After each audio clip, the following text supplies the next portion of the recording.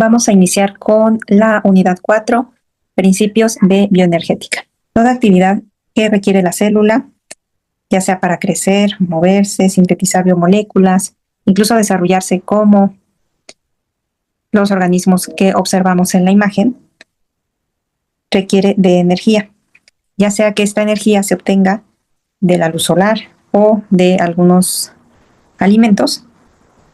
Su aprovechamiento es necesario para que se lleven a cabo las funciones de las células. En el caso de la biosfera, toda esta energía la podemos recibir de la luz solar, en donde organismos fotosintéticos autótrofos pueden aprovecharla para generar productos orgánicos y oxígeno que serán aprovechados por otros organismos heterótrofos, y los cuales recibirán esa energía y la aprovecharán. La bioenergética es una parte o una rama de la termodinámica que permite el estudio de los cambios de energía que acompañan a las reacciones bioquímicas. Por definición, es el análisis cuantitativo de la forma en la que los organismos adquieren y utilizan la energía. Esta energía se le conoce como energía interna y se refiere a todas las formas de energía que pueden intercambiar mediante procesos físicos simples o reacciones químicas. Y esto comprendería a todos los átomos y moléculas que componen al organismo. Todos ellos poseen energía cinética, de movimiento, de vibración y de rotación.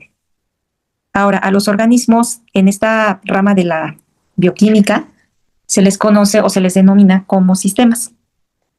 Un sistema es una parte del universo que puede presentarse de forma como sistema aislado, cerrado o un sistema abierto. En el caso de los sistemas vivos, el sistema sería de tipo abierto. Ahora, en un estado termodinámico de un sistema, este se va a definir en base a las cantidades de las variables de temperatura, presión sobre el sistema y el volumen de forma definida. Ahora, este cambio en la energía interna que mencionábamos se considera dependiendo del sistema que se esté analizando. En nuestro caso, podemos hablar de sistemas que no se encuentran aislados. En estos no tenemos un intercambio de sistema de materia con el entorno o el exterior, sino que estaríamos hablando de sistemas abiertos, donde vamos a tener intercambio tanto de materia como de energía.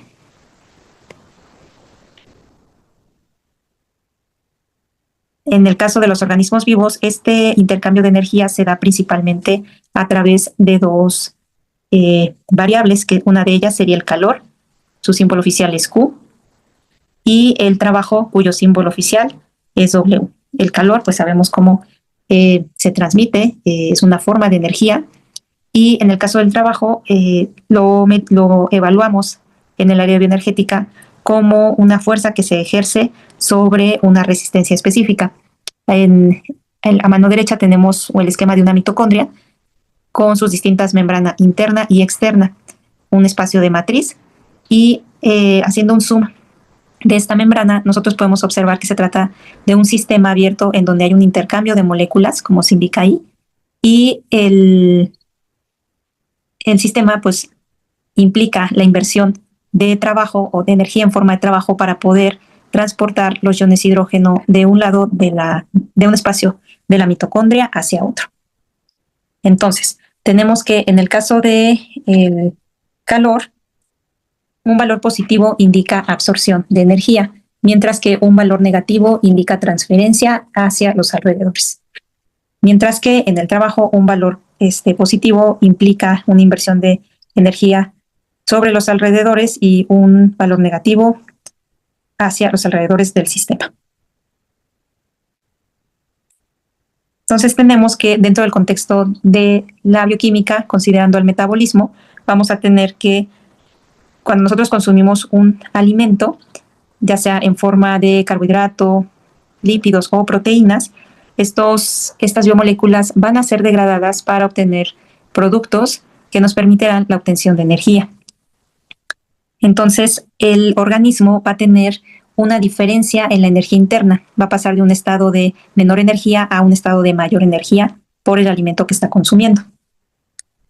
Ahora, esta energía se va a emplear para generar calor o trabajo, el cual será aplicado en todas las funciones de la célula que hemos mencionado. Y de forma inversa, el organismo va a contar con una reserva de moléculas que le van a favorecer procesos anabólicos para generar macromoléculas. Pues esto implica cambios en los niveles de energía y esto implica entonces una inversión en los sistemas para poder llevar a cabo estas reacciones químicas. Viéndolo de forma un tanto más específica, vamos a tener la participación de diversos compuestos químicos y biomoléculas para que se inicien todas las rutas metabólicas y generen productos intermediarios que van a permitir la formación de moléculas de interés celular, como pueden ser las hormonas, el colesterol, vitaminas, triacilgliceroles, fosfolípidos, etc.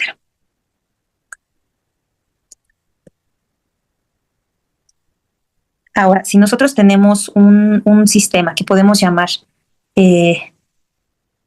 un sistema cerrado, un sistema no vivo, vamos a tener, si tenemos la presencia de glucosa en presencia de oxígeno, pasado un tiempo determinado, vamos a observar la oxidación de la glucosa que nos va a generar los siguientes productos: CO2 en forma de gas y agua en forma de líquido.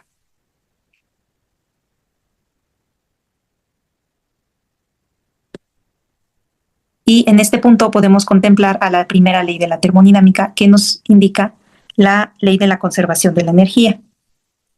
Esta en el contexto de bioquímica nos indica que la energía de un sistema solo puede modificarse mediante intercambios de calor y de trabajo con el entorno. Es decir, que refiriéndose a la energía, esta no se crea ni se destruye, solo se va a transformar. Este intercambio de energía se da en forma de calor y de trabajo. Y estaría dado por la siguiente fórmula: delta E, o cambio en la energía interna, es igual a calor menos W. Un valor negativo de Q indica que el sistema ha perdido calor, mientras que un valor positivo indica que ha ganado calor. Mientras que un valor negativo de W indica que el sistema realizó un trabajo sobre su entorno y viceversa. Ahora, considerando las variables de estado de temperatura, presión y volumen, tenemos que a un volumen constante la diferencia de energía es igual al calor. Y a una presión constante, la diferencia de energía es igual al calor menos delta N por la constante de disociación de los gases por la temperatura.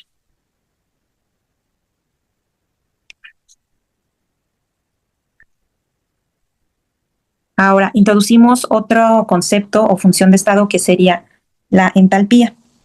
La entalpía nos define el cambio de calor en las reacciones químicas a una presión constante. Considerando un estado inicial y final de la reacción, nosotros vamos a tener que esta entalpía, que es igual a la energía interna más la presión por el volumen. La segunda ley de la termodinámica nos indica hacia qué dirección se van a ver favorecidos los procesos químicos de los que estamos hablando. Estos pueden ser de dos tipos: reversible, cuando se acercan al estado de equilibrio, e irreversible, cuando los sistemas están lejos del estado de equilibrio y posteriormente se dirigen hacia el estado de equilibrio. A un proceso irreversible también se le denomina proceso favorable. Esto es que la reacción es favorecida. Ahora, es importante considerar que todos los procesos bioquímicos o químicos son favorables termodinámicamente, es decir, tienen una dirección definida. Y por mecanismos de evolución química, los procesos van siempre hacia el estado de menor energía. Ahora, vamos a introducir otro concepto, que es el de entropía. Y si nosotros observamos la imagen, tenemos un esquema de la célula en su porción exterior y en su porción interior, que se les denomina espacio extracelular e espacio intracelular, el cual está determinado por la presencia de la membrana celular, que está formada por una bicapa lipídica. Entonces, si tenemos un soluto en el espacio extracelular y vamos siguiendo la concentración del soluto a lo largo del tiempo, podemos observar que el soluto se va a ir difundiendo poco a poco hacia el espacio intracelular, de forma que va a llegar un momento donde el soluto se encuentre en igual concentración tanto en el espacio extracelular como en el espacio intracelular, alcanzando así un estado de equilibrio. En este caso, esta difusión, que se le conoce como difusión pasiva, generará un estado isotónico. Y la entropía, entonces, lo que mide es el grado de aleatoriedad o desorden de un sistema, por lo que puede definir diversos estados termodinámicos, que se les conoce como subestados. Entonces, las moléculas poseen una tendencia natural a la aleatorización, es decir, van a tener diferentes estados termodinámicos. Ahora, ¿cómo podemos medir estos estados? Pues lo podemos medir mediante la siguiente fórmula, donde entropía es igual a la constante de Boltzmann por el logaritmo natural de los subestados termodinámicos. La constante de Boltzmann es el equivalente a la constante de los gases sobre el número de Avogadro. Por lo tanto, la entropía es considerada una medida del desorden, ya que siempre habrá muchas más formas de colocar un número elevado de moléculas de una forma desordenada más que de una forma ordenada. Y lo que nos indica la segunda ley de la termodinámica es que la entropía de un sistema aislado tenderá a aumentar hacia un valor máximo. Así, el valor de entropía de un estado ordenado va a ser siempre inferior a la de un estado desordenado del sistema. Considerando un sistema abierto, como sucede con las células, existe un gran intercambio de energía y materia con su entorno. Entonces, en bioenergética se ha establecido una función de estado que nos va a incluir tanto la entropía como la energía interna.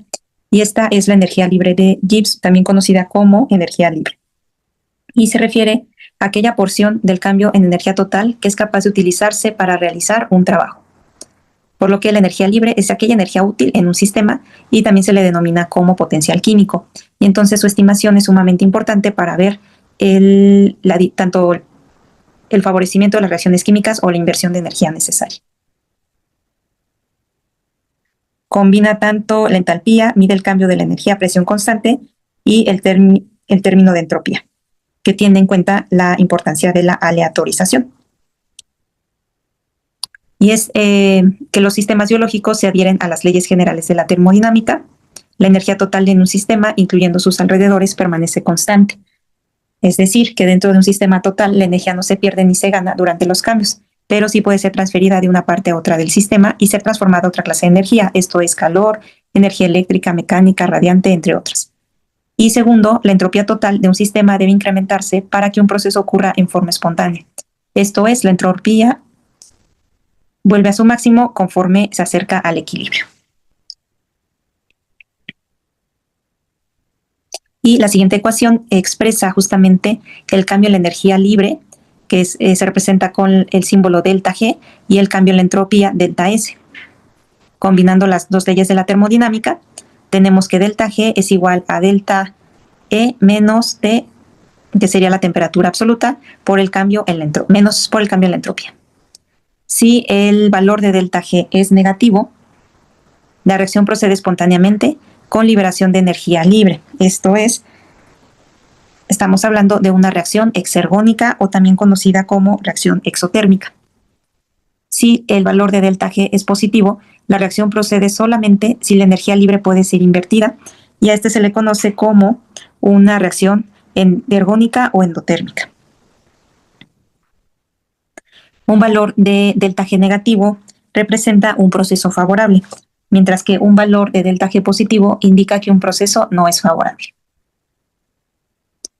Ahora, cuando tenemos un valor de delta G igual a 0, el sistema se encuentra en equilibrio, no ocurre ningún cambio, es decir, el proceso no tiene una dirección favorable en uno u otro sentido. Esto se interpreta como que el sistema podría ir en cualquiera de las dos direcciones si es que hubiese un cambio en el entorno, por mínimo que este sea. Y cuando los reactantes están presentes en concentraciones de 1 mol por litro, la delta G se le conoce como delta 0 y cuando el sistema tiene un pH de 7 se le conoce como delta G 0'. En la siguiente tabla podemos observar justamente cómo cambian los valores de entropía y entalpía de acuerdo al tipo de reacción y el producto que tendría en la energía libre de Gibbs. En el primer caso, la reacción va a estar favorecida entálpicamente, es decir, va a ser una reacción exotérmica y entrópicamente, por lo que es una reacción espontánea a todas las temperaturas, esto es una reacción exergónica. En el segundo caso, la reacción va a estar favorecida entálpicamente, pero es opuesta entrópicamente. Es espontánea solo a temperaturas por debajo de la temperatura.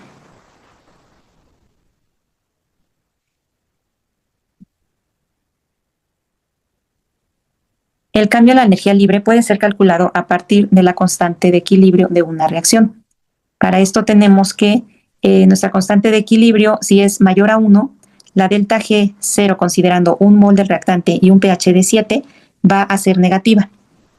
Comenzando con 1 molar de los componentes en la reacción, esta va a proceder, o sea, se va a realizar. Mientras que un valor de la constante de equilibrio de igual a 1, el valor de delta G 0' va a ser 0 y esta reacción se va a encontrar en equilibrio. Mientras que un valor menor a 1 nos indica un valor de delta G 0' positivo y esta procederá a la inversa. Y aquí es donde entra la participación de las enzimas. Las enzimas solamente acelerarán la obtención del equilibrio, nunca van a afectar al punto de equilibrio de la reacción, dado que la enzima no tiene efecto en la delta G 0'. Por ejemplo, la enzima fosfoglucomutasa que cataliza la conversión de glucosa 1-fosfato a glucosa 6-fosfato, si tenemos inicialmente 20 milimolar de glucosa 1-fosfato, la mezcla final en equilibrio va a tener una concentración de 1 milimolar del mismo. Si comenzamos con una concentración de glucosa 6-fosfato de 2 molar, vamos a tener una concentración final de 19 milimolar en equilibrio.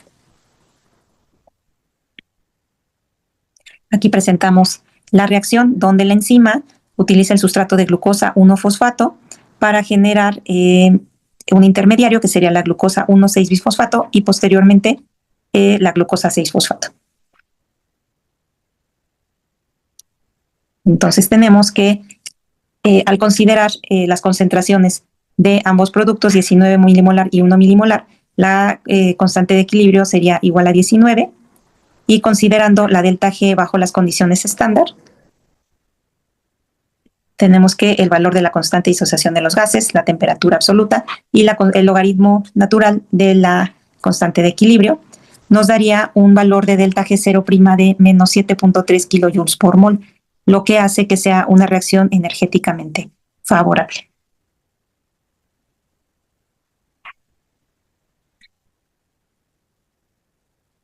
Aquí tenemos algunos valores de la energía libre de Gibbs para reacciones de hidrólisis, por ejemplo, de ATP, la cual es energéticamente favorable, y así como la de otros compuestos.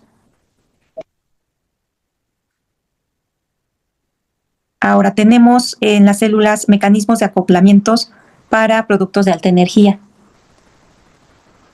en donde un producto de alta energía va a generar una reacción exergónica que esta energía que es liberada puede ser utilizada en una reacción endergónica, lo que nos permite la transferencia de energía libre de una reacción a otra.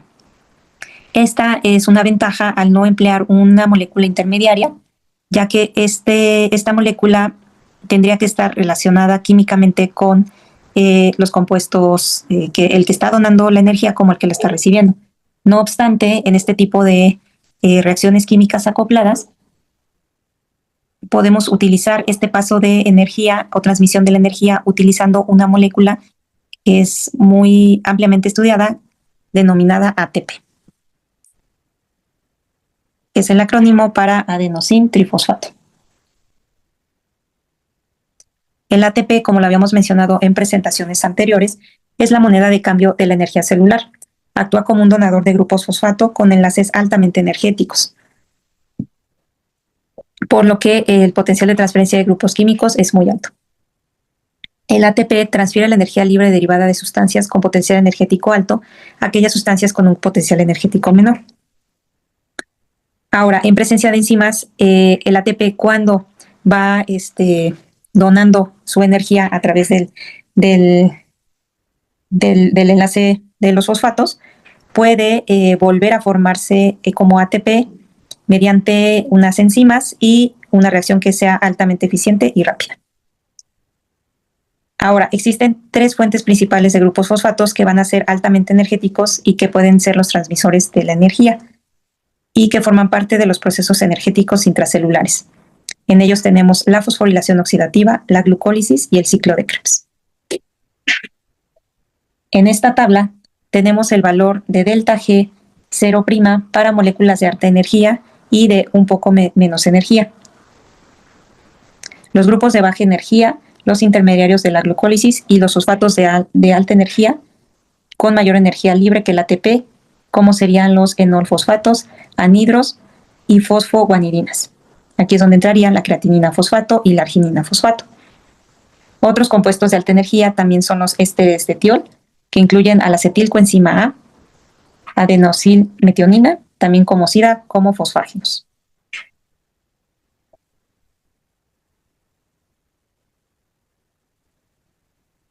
Entonces, el ATP va a tener un alto grado de transferencia de sus grupos fosfatos, que son fosfatos de alta energía. Como se muestra en la imagen, tenemos la estructura del trifosfato de adenosina, el cual contiene estos grupos fosfatos que son los que transmiten o transfieren la energía. Una vez que se da esta reacción, que es una reacción de hidrólisis, se genera el difosfato de adenosina, que es la molécula de ADP. Esta molécula va a poder transferir un fosfato de alta energía, si es que fuese necesario, mediante reacciones de hidrólisis. Y cuando esto sucede, es cuando se forma el monofosfato de adenosina, AMP. Y como comentamos anteriormente, mediante reacciones químicas catalizadas por enzimas, el AMP puede volver a convertirse en ADP y posteriormente en ATP. En esta imagen tenemos la reacción química de la transferencia de fosfato de ATP a creatinina.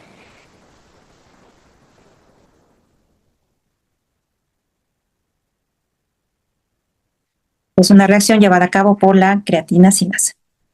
Como sucedió con la reacción anterior, la célula tiene diversos mecanismos para poder generar o restablecer sus niveles de ATP y mantener el flujo de energía. Uno de ellos es a través de la ATP sintasa, que es una bomba de protones e hidrógeno que se encuentra anclada en la membrana mitocondrial y que permite, a través del transporte de los iones hidrógeno, generar la energía suficiente para poder hacer la síntesis de ADP a ATP.